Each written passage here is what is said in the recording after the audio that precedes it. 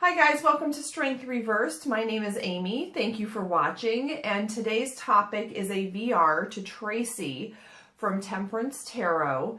And the topic is how I read tarot for myself. And I was really excited about this topic. I tried to watch a few other people's videos because I love to see what other people are up to. I'm nosy like that.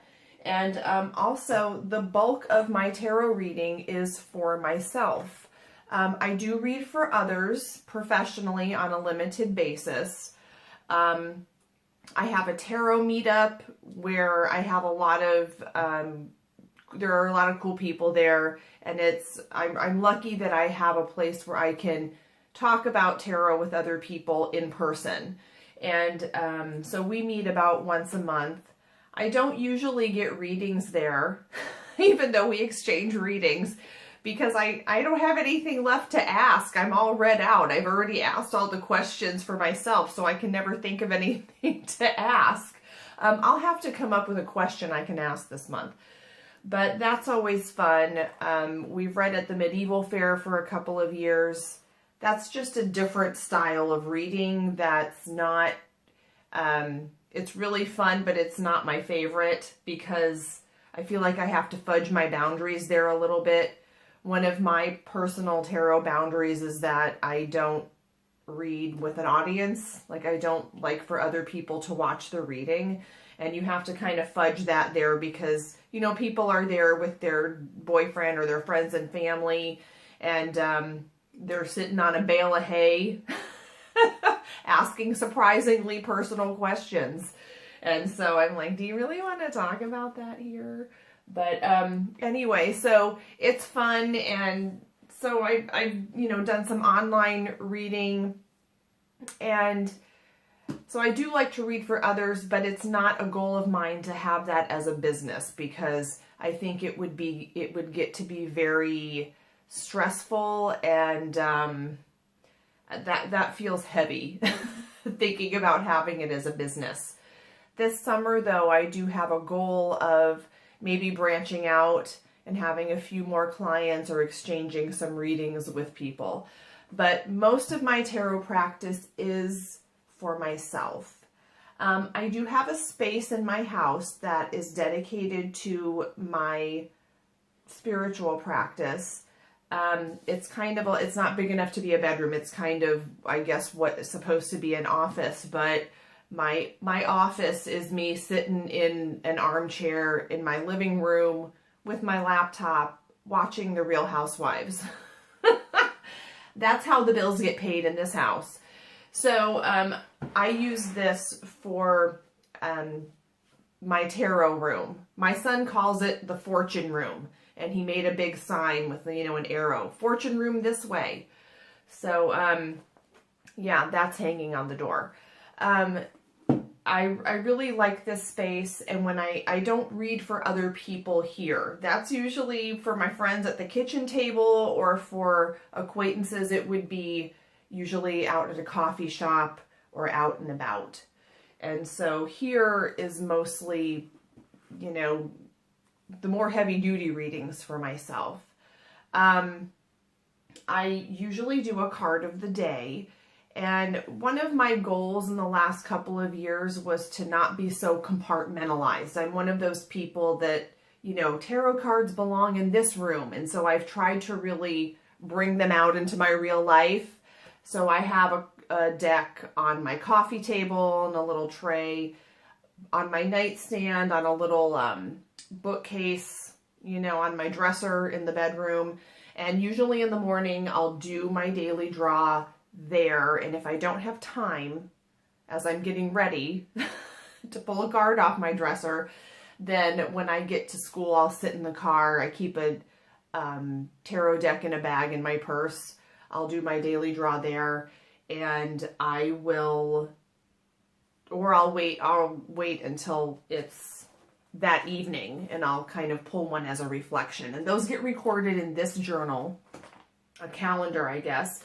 It has a monthly view, and I'll record what deck I'm working with that month, and then I'll record the new moon and full moon dates. And then it has a weekly view where I do my daily draw with some notes and, you know, YouTube to-dos, tarot books I want to read, different tarot things that I want to remember. If I feel inclined to do a weekly spread, I don't do that every week, but if I'm called to do it, I'll also record that in here.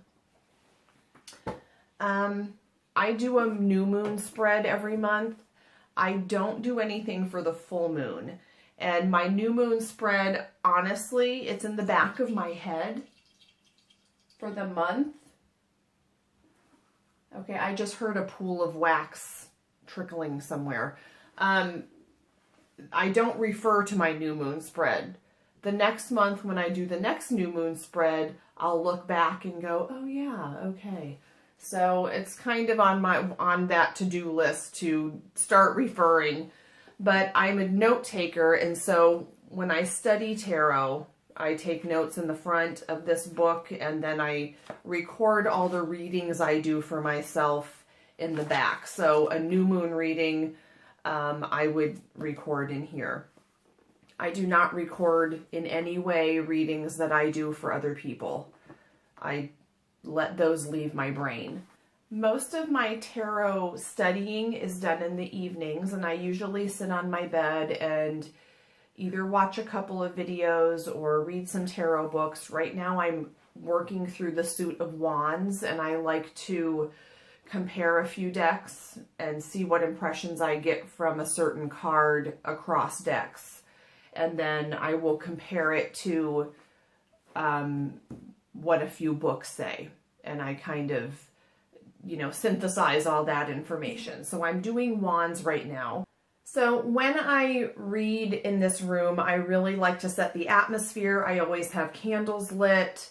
I burn incense, or sage, and I have the sage spray that I at least do. But I really like it in here. I have a little, I don't call it an altar behind me, but I have pictures of my grandparents, and I always have a candle there. I have another little table here, and there's another table over here. And then Michael got me a chandelier, a black chandelier. He knows I love anything sparkly, so I'm pretty easy to shop for, I have to say. But he has the best taste, and he always buys me fun things that I wasn't expecting. So tarot and journaling are my main forms of spiritual practice. I am not religious. I was raised Catholic. In my late teens, early 20s, I read a lot and studied a lot about Wicca. And I really tried hard to be Wiccan. And it just never took off. To me, it just, I felt stuck. It felt like more rules and dogma to me. So I am not a religion person. My son is fascinated by religions, so we talk about that a lot, but tarot is my main spiritual practice. So if I'm out, I usually use a table cover, and it's a little velvet placemat that I have. It's pretty, and if I'm at a coffee shop or something, I'll lay that down. But in this room, I actually remove the table cover. It's like it keeps the reading space clear, and I read directly on the wood. And so my heavy duty tarot readings that aren't just the daily or weekly or monthly stuff will be, it's a conversation. I really think tarot is a conversation with your higher self, or with guides, or with whatever you call spirit, God. And so this came out earlier today when I was doing one of these readings, and the Robin Wood deck was my first tarot deck, and it has on the Six of Swords, if you can see, someone guiding the boat and rowing the swan. And so to me, the Six of Swords, I always think of the one from this deck. I always think guardian angel or spirit guide. And there has been a new spirit guide that has come forward for me quite unexpectedly of late. And so I've been working with this guide, and I pulled a couple more cards, and so I have the Eight of Pentacles and the Ace of Cups. And I've been doing a lot of work in certain areas. I've been doing a lot of work on being kind to myself and not beating myself up. And I feel like all the work I've been putting in is finally starting to click. I'm have some new mental habits, some new thought processes that are going on, and I'm getting unstuck from a lot of old ways of thinking. And so I think there's kind of like a level up coming. I don't like to use the word level because it's not a hierarchy, but I think this guide is going to help me with the next step, and I'm excited about that. And so I would definitely record this reading in the journal, my journal. And I might pull a couple more cards about what the work I'm supposed to be doing with this guide might look like, or what, how I can communicate with this guide. And so that is the bulk of my tarot practice. And YouTube is a newer part of my tarot practice. It is forcing me to articulate all of the things that I've thought for a long time about tarot, but I haven't really put into words. So I'm hoping this made sense to somebody other than me.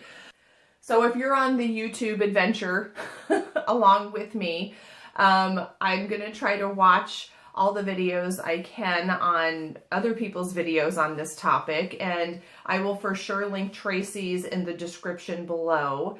But thank you for posting this, Tracy, and thanks guys for watching. Bye.